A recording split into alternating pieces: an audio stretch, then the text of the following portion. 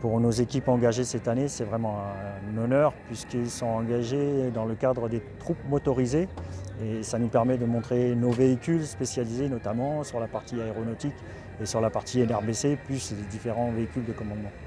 Ce n'est pas la première fois que les pompiers de l'armée de l'air défilent sur les Champs-Élysées. Ils l'ont fait déjà 2 reprises dans les troupes à pied, en 2016 pour célébrer leurs 70 ans, puis l'année dernière dans le cadre de la crise sanitaire.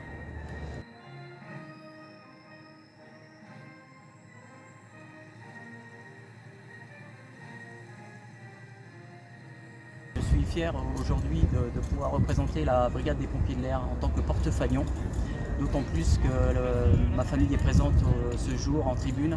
C'est un honneur et une joie de pouvoir participer à ce beau défilé.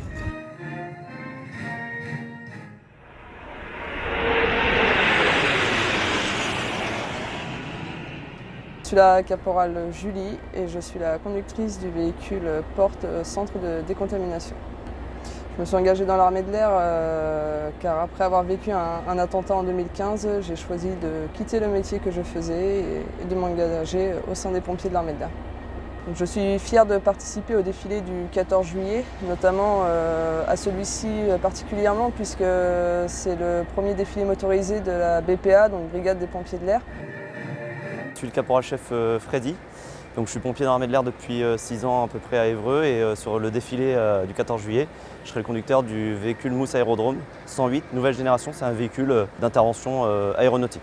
Depuis que je me suis engagé, j'ai été projeté dans plusieurs pays, notamment en Afrique, en Nouvelle-Calédonie et sur des exercices OTAN, donc Toxic Trip en Pologne, qui regroupe plusieurs spécialistes NRBC, donc nucléaire, radiologique, biologique, chimique, puisque les pompiers de l'air sont spécialisés dans ce domaine. Dans le cadre de l'opération Résilience, on a été projeté sur des plots de désinfection aéronautique, donc pour désinfecter les avions qui participaient au transfert de victimes notamment. Aujourd'hui, on est encore utilisé surtout pour la vaccination dans les centres médicaux pour la population française.